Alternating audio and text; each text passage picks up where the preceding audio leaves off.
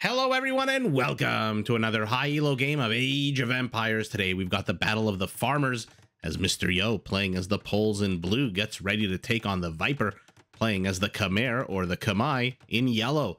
And while the players complete their town centers, explore their immediate surroundings, and try to go up to feudal, possibly even castle as fast as possible given these two civs.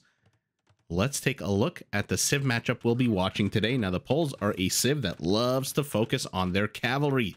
If you're in the mood for something a little light, their scout cavalry units do come with a small attack bonus against archers and can be upgraded to do trample damage, which comes in very, very handy in the later stages of the game because Poles are one of the only two civs to have their hussars replaced with winged hussars, which are already tankier, stronger than hussars, and come with an attack bonus against gunpowder units and an even bigger attack bonus against monks.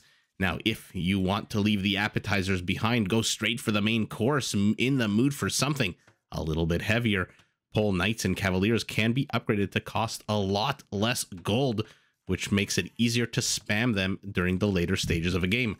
Now, to back up their cavalry units, the Poles can field their unique unit, the Obuch. This is a tanky, well-armored infantry unit whose attack actually reduces enemy melee and pierce armor by 1 every single time it takes a giant swipe of its big, impressive warhammer. Now, to support the production of their food and gold-intensive cavalry units, Pole stone miners also generate gold. Their farmers have access to a unique structure called the Folwark, which basically replaces the mill and adds 8% of the value of any farm seated in its radius to the coffers of the Poles, and also, unlike a regular mill, does provide 5 population space. Now, Pole villagers are also harder to raid because, like Viking berserkers starting in the Feudal Age, they begin regenerating HP. Now, to the south of our Pole settlement, we've got the Viper playing as the Khmer, the Khmer. I'm going to use those two terms interchangeably. I believe the Khmer is the proper way to pronounce it, but since everyone says Khmer, I'm just going to go with Khmer. This is a civ that focuses on some of the heaviest hitting units in the game. Their scorpions come with extra range, can be upgraded to shoot a second bolt. Their battle elephants move faster and can be upgraded to hit even harder with a broad +3 attack boost. And their unique unit is quite possibly one of the hardest, most annoying unique units to deal with in the entire game.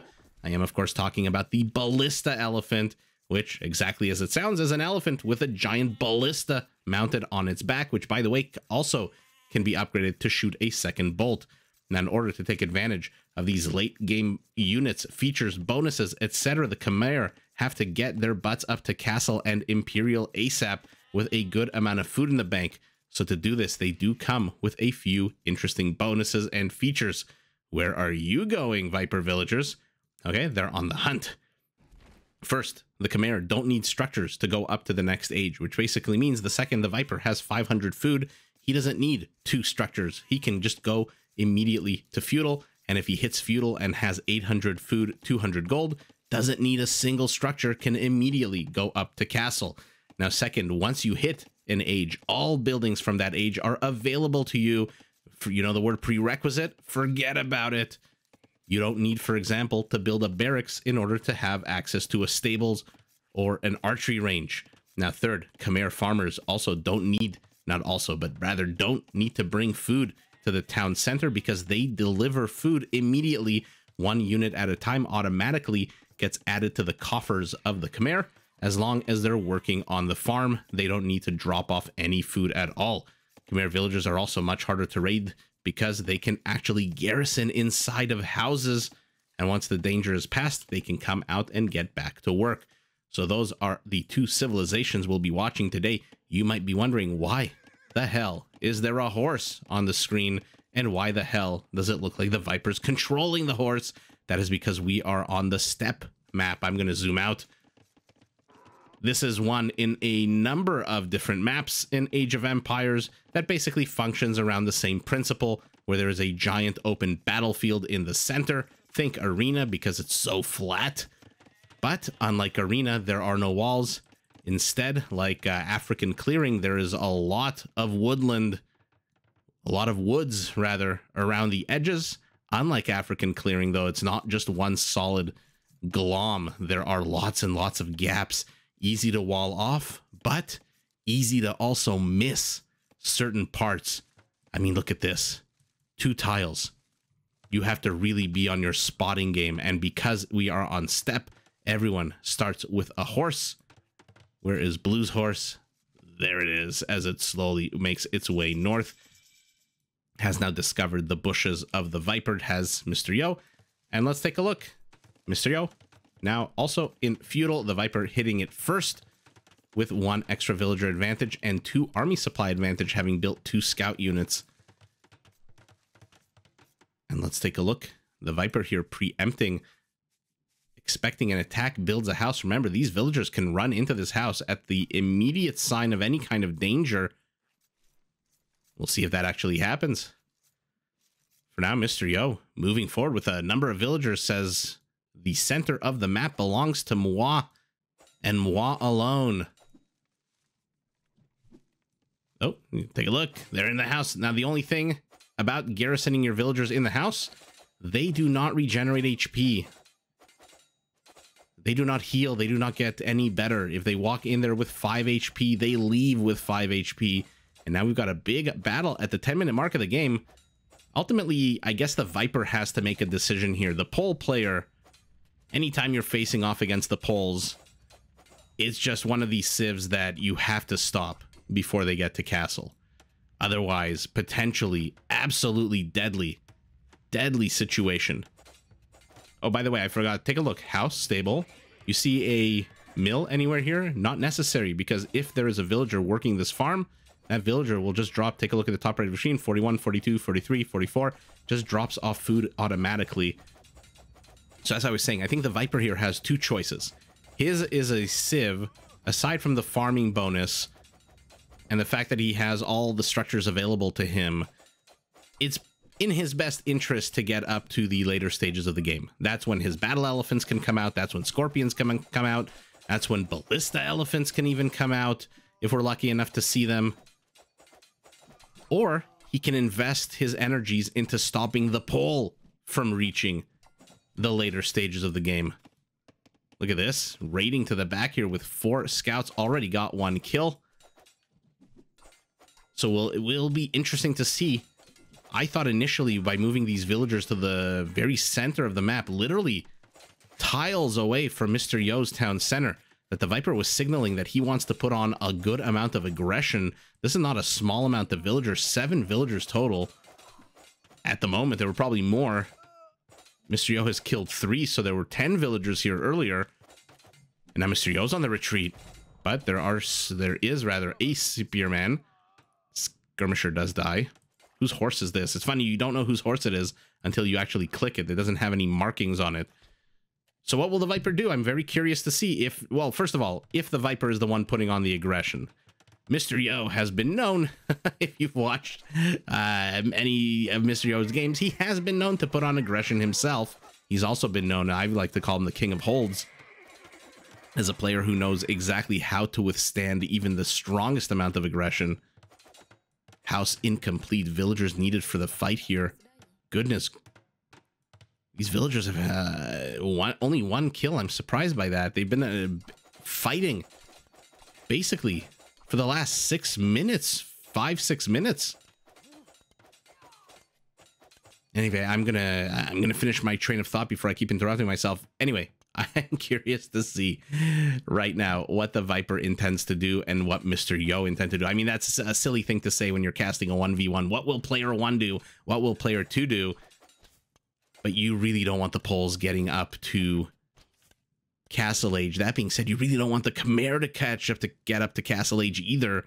Now the Viper 10 has become 7, 7 has become 4, 4 might become 3 very soon with this 1 villager with 4 HP. And now again, garrisoning his villagers inside the house. She continues her journey eastwards.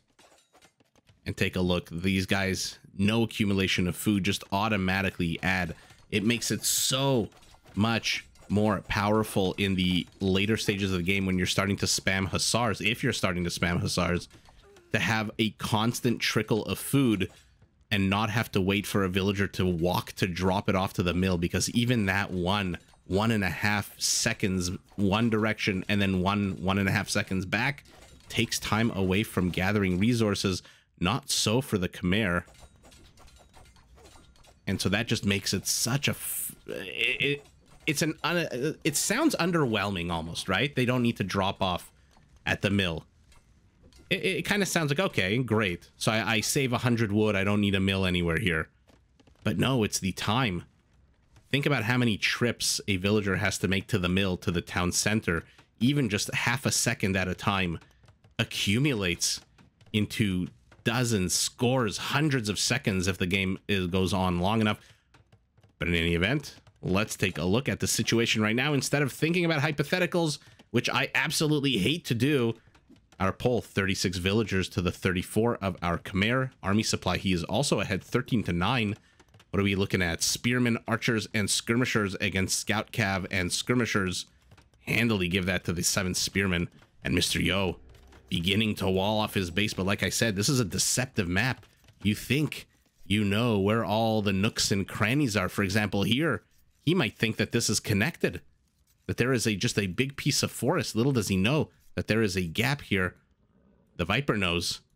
And the Viper, okay, never mind. Mr. Yo says, I don't even want to explore it. I don't want to take the risk. I'm just going to put a house here because I know how this map works.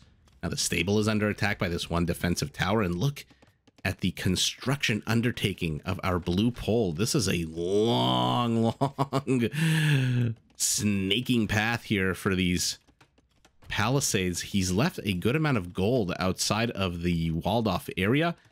And the interesting thing about this map, look, all the gold is kind of on the left side. On the right side, how many deer do we have?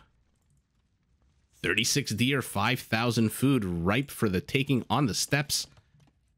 And now the Viper, he's going to discover this wall if he's going to go left probably, or maybe attack some of these palisades because there's no villager anywhere close to here. Luckily for Mr. Yo, these guys don't really attack they don't really do much damage. Let's put it like that. Viper's now down 6 villagers. Army supply has not changed. He is going up to Castle Bloodlines. Scale barding armor tell us he is very interested in going cavalry. We'll see what kind of cavalry. Khmer do have access to knights. They have access to their elephants. I really do hope we get to see some ballista elephants. Anytime you cast the Khmer, you kind of really secretly... They're such an annoying unit to deal with as a player, but as a caster, you kind of secretly want to see them because they're just so cool. They're super slow. They're super chonky. They miss half the time. But they're just such a fun unit. I mean, look at the Viper scouting. He's seen all of the different avenues. Mr. Yo, after a bit of initial scouting, look at this. He's basically seen nothing of the map. He's got a house here. He doesn't know where the forest starts or ends. So we'll see. He walled it off to the top left there, but this part is completely exposed. This is a nice avenue that the Viper might want to exploit.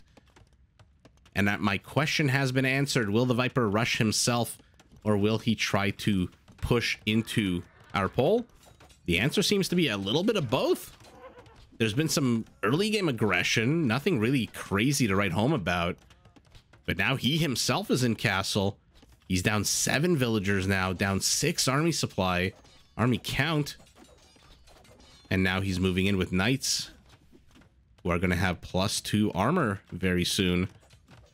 Mr. Yo, 35 seconds away from castle himself, aside from the 7 spearmen, which I'm hoping he upgrades. Not really much here to defend against us. And now the Scorpions with their 7+1 range. These guys can outrange town centers, by the way, in a serious way. I'm not too sure about bringing him straight underneath the town, this tower, rather. Okay, never mind. Parks him right into the dead zone. Right into the DMZ. And that, oh man, that's hilarious. That is just absolutely hilarious. Viper explores again, sees this house, but he knows that there's this avenue here that's walled off. By the way, the Ballista Elephant in Castle Age, the only unit... I mean, I'm talking big game about Ballista Elephants. We've got 200 stone for the Vipers, 0 stone miners.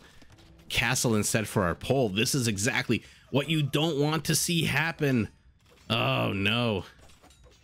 As I was about to say, the Ballista Elephant, the only actual unit, you know, live unit, as opposed to Siege, that can destroy trees in the Castle Age. So Ballista Elephant can knock down trees, which means that the Mysterio might want to add a few outposts to the extremities of his wall-offs. Although maybe he won't even have a chance. 26 minutes into the game, the Viper has penetrated the juicy center of our Pole base, and all of a sudden it's our Pole who's down 7 villager count. He's down 3 army count. But unless the Viper manages to pull off some crazy lucky moves here with these 2 knights, 1 knight, then all of a sudden this castle is going up. The Viper moving to the back, but a wall-off already present. Even something as weak as a palisade is enough if repaired. Okay, keeping him there for the monk. Where is he? There he is on the right side of our screen. But the monk, for some reason, decides to stop. The Viper continues to move forward with more knights. Another Scorpion going to attack the house. Looks like he decided to delete the knight instead of having it converted. Oh my god. Yeah, whack-a-mole here with this monk coming in and out of that town center. Mr. Yo being incredibly annoying with that monk. The Viper tried 2 times to snipe that monk. Failed. But again, take a look. He's trying to bust into here. You've got an empty avenue of attack. Why are you not exploring it? You've seen it. You know that this is where the Viper's respect for his opponent actually works to his detriment. Another town center for our Khmer. 2 extra town centers for our Pole. He wants to explode, even though he's down 8 villagers after that amazing raid to the center here. But with this castle, we'll keep an eye on the left side of our screen, top left, to see if Mr. Yo gets Schlachter, making his knights, I believe, cost 30 gold instead of the usual 75. That's pretty damn crazy. And again, they continue to try to bust in here, despite the fact that there's no open path to the left. Oh, I hate sounding like a broken record, so I'm going to stop mentioning that path to the left. The Viper obviously either knows about it and ignores it, or doesn't know about it, or just wants to send a message to Mr. Yo to say, hey, I am strong enough, I am good enough, and I am going to bust through the juicy center scout cavalry for our Pole. 2 knights kind of just hanging out here behind the monastery with the monk who's healed them up nicely. And the Viper, what is he doing behind this? He's getting monk upgrades. Both players seem to be getting economic upgrades. Redemption for our Pole, so he suspects there's going to be a big siege play, and he can convert some of these siege units. Where are they, by the way? Okay, this is the entirety of the siege, and there we go. 2 monks move forward,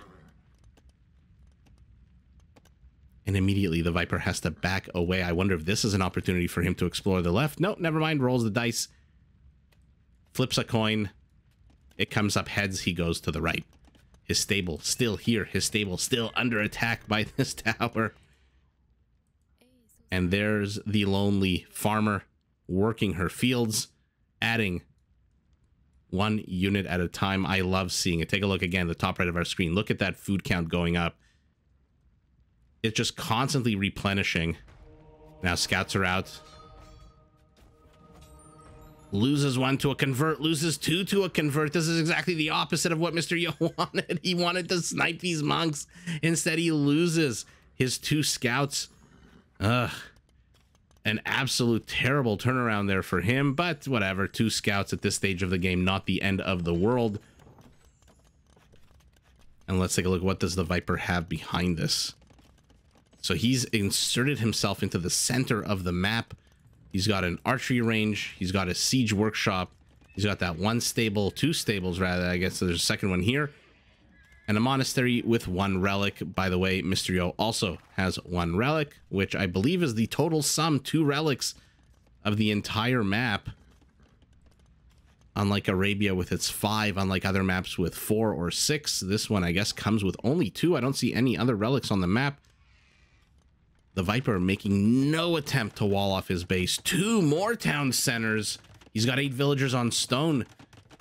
Likelihood as every minute passes goes down that we are going to see Ballista Elephants. And there it is. Schlachter is on the way, but he's got to get his food count up. 24 villagers on food. Remember, Schlachter just reduces the gold count of a knight. It doesn't actually reduce the food count. So you're going to need a few more villagers on food if you want to start massing those knights. Mr. Yo moving out. This is most likely an exploratory move out. Not really intending to do much with these units, I suspect. Just kind of getting a sense, hey, I'm about to spam knights. I hope that I don't run into 20 pike. Not that the Khmer are known for their infantry. Probably I shouldn't say probably, but yeah, a very bad infantry line, I would say, for the Khmer. That being said, 2 knights are a good scouting party. Sends them all the way down here, and here we go. At the 35-minute mark, we've got our first yellow castle. How many villagers? 9 villagers. Okay, so he wants to get this castle up and running ASAP. Has killed the 2 knights here, it looks like. Retreats with his light cav and his own 2 knights. But here comes Mr. Yo. What is this body that he's moving out with? 3 monks, 2 knights, 3 knights, and a scout. And he's starting to convert structures. The Viper, emergency castle. Emergency wall. Oh my goodness. Emergency wall up for his castle. Is there a tile between here and here? Kind of looks like it, right? Or maybe not. Okay, cancels it, gets the wood back. Mr. Yo says, LOL, I'm not even after your castle. Wall yourself off to your heart's delight. I am here after your economy. And starts raiding, gets 1 villager. The knights from the Viper show up, and Mr. Yo has to get the hell out of town. His other unit looks like a scout. Does bite the dust of these light cav. 1, 2 monks, enough to shoo them away, and a Polish knight becomes a Khmer knight. Just like that. Dueling castles, you love to see it. Mr. Yo, 9 villagers. The Viper, 11.